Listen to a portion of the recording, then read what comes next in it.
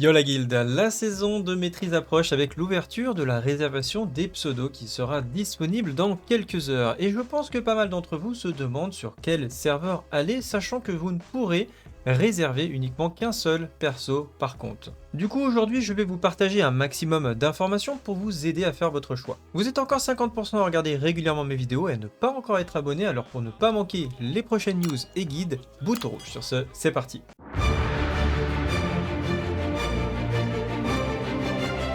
Et on commence tout de suite avec ce post de Blizzard où ils ont publié tout simplement la liste des serveurs, que ce soit les serveurs US mais aussi les serveurs européens. On constate que nous avons 3 serveurs PVP et 2 serveurs normales, et ce sont des serveurs anglophones, donc vous aurez du coup la langue anglaise qui sera parlée en général. Ça ressemblera beaucoup du coup à des serveurs privés finalement, mais c'est normal. Et si vous vous disiez oui c'est nul, on n'a pas de serveur français, etc., en fait c'est normal. Si vous voulez avoir des serveurs actifs jusqu'à la fin de la saison de Mastery, au vu de la difficulté et des choses qu'il y aura à préparer et à faire dans le jeu sur la durée qui sera quand même assez compressée sur une année, il faut quand même bien regrouper les joueurs, et je pense que c'est une très bonne décision.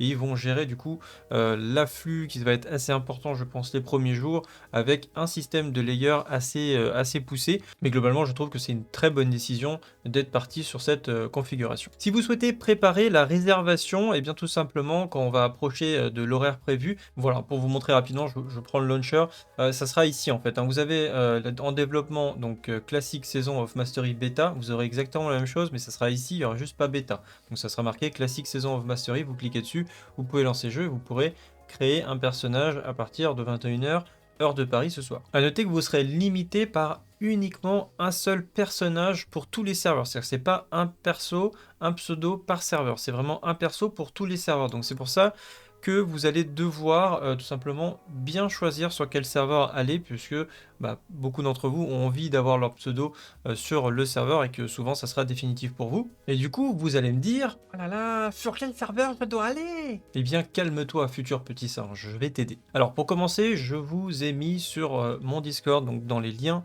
Discord, et je vous mettrai, vous n'êtes pas obligé d'aller sur mon Discord pour avoir les liens, je vous ai mis les liens de tous les Discord directement dans la description, donc comme ça vous pourrez les copier-coller, rejoindre le Discord que vous souhaitez.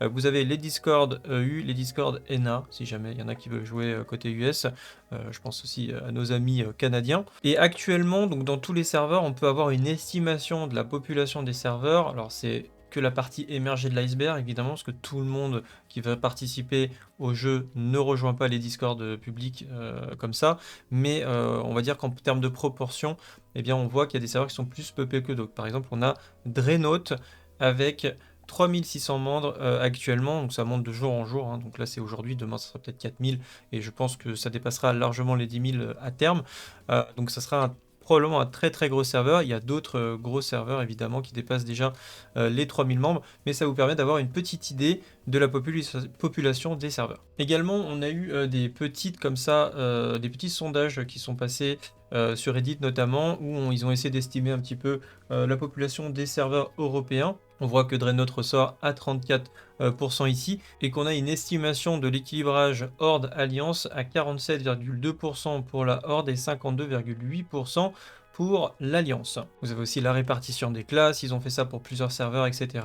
Si ça vous intéresse, je vous mets également le lien du sondage en description. Alors, qui dit saison de maîtrise, dit aussi évidemment de la haute performance. Si vous cherchez une guilde de très haut niveau, eh bien je vous conseille la guilde Empire qui se lance dans le projet, enfin en tout cas dans un projet d'envergure dans la saison de maîtrise. Si vous ne connaissez pas la guilde Empire, ils sont à l'origine présents sur Oberdin sur la version WoW classique. Sur classique, ils ont fait 82 Molten Core, 80 Blackenware, 40 AQ, 23 Nax. Ils ont participé à 67% de l'effort de guerre d'Oberdin. Ils ont scoré le 2e FR Speedrun sur Molten Core P1 et P2, 7e FR Speedrun BWL P3 et P4, 3e FR Speedrun avec World Buff AQ40 en P5, 4e FR Speedrun avec World Buff sur Naxxramas en P6, 1er World Speedrun sans World Buff sur AQ40 en P5, premier World Speedrun sans World Buff sur Naxxramas en P6. Leur soirée de raid, ça sera le mercredi et le jeudi de 20h30 à minuit.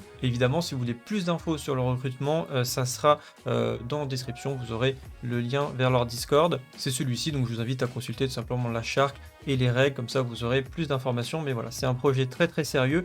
Je vais les rejoindre notamment pour ma phase de leveling, donc vous verrez sûrement sous le tag Empire, je pense, pendant le stream de la sortie. Mais après, à mon avis, je ne participerai pas, ou sauf si vraiment je suis invité pour X raison pour découvrir les raids, je ne sais pas si ce sera possible. Mais je pense pas que je participerai, en tout cas, au Progress, pour la simple raison que je manque de temps. Donc voilà, en tout cas, c'est pas prévu pour moi actuellement. Mais voilà, en tout cas, si vous voulez aussi partager votre projet de guild, n'hésitez pas à me le dire. Et vous avez un chat dédié également sur Discord. Vous pourrez poster tout simplement vos annonces de recrutement sur mon Discord. Voilà. Et pour finir, pour cette petite news sur la saison de maîtrise, vous avez également des petites précisions. Donc par exemple, ils ont rajouté l'auto-dismount. Hein, c'est vrai que c'était un petit peu embêtant sur vos classiques, c'est des choses qui demandaient du coup de faire des macros pour avoir de l'auto-dismount sur ses sorts ou d'avoir une add-on. Bon bah voilà, maintenant ça sera directement intégré dans le jeu. Pour ceux que ça énerve, peut-être qu'il y en a qui aiment bien ne pas être auto-dismount, eh bien vous pouvez modifier ça avec tout simplement un script que vous pouvez mettre dans une macro, vous cliquez dessus et ça va remettre tel quel, c'est-à-dire sans l'auto-dismount. Blizzard a reprécisé les ajustements notamment sur les plantes. Alors ils ont augmenté l'apparition de Plague Bloom, c'est-à-dire les fleurs de peste en français, les lotus noirs et les Elemental Materials, donc hein, c'est les feux élémentaires, les terres élémentaires, les eaux élémentaires qui vont être augmentés pour, vu là, encore une fois, hein, le temps étant compressé, ils augmentent le drop rate des choses qui sont vraiment importantes, qui vont être essentielles pour la vie d'un raid et d'une guilde. Pour rappel, hein, vous pourrez looter également des Black Lotus dans toutes les herbes haut niveau. Ils ont précisé également qu'il n'y aurait pas de spell batching, hein, c'est-à-dire il y aurait une latence très faible, hein, donc un jeu beaucoup plus réactif sur la saison de maîtrise, et c'est très bien parce que la simulation, ils avaient fait une simulation de latence comme à l'époque au début de Vanilla Classic, ce qui était nul en fait, hein, c'était vraiment pas une bonne idée. Moi je trouvais que c'était pas très agréable à jouer, donc du coup on aura vraiment un jeu très réactif comme WoW Classic actuellement. Et ils ont fait également une précision sur les champs de bataille, il n'y aura pas de BG interfaction comme c'était le cas sur WoW Classic actuellement. Et ils vont garder comme c'était à l'époque, donc il y aura des systèmes de pré-made pour ceux qui veulent, et vous allez taguer uniquement Horde contre Alliance. Voilà, c'est tout pour aujourd'hui, la chaîne vit grâce à votre générosité, donc si vous voulez participer, n'hésitez pas à faire un tour sur Utip. Pour venir discuter WoW Classic, on se retrouve en stream dès 14h sur Twitch. Sur ce, salut à tous, salut à Guild, et à bientôt, ciao.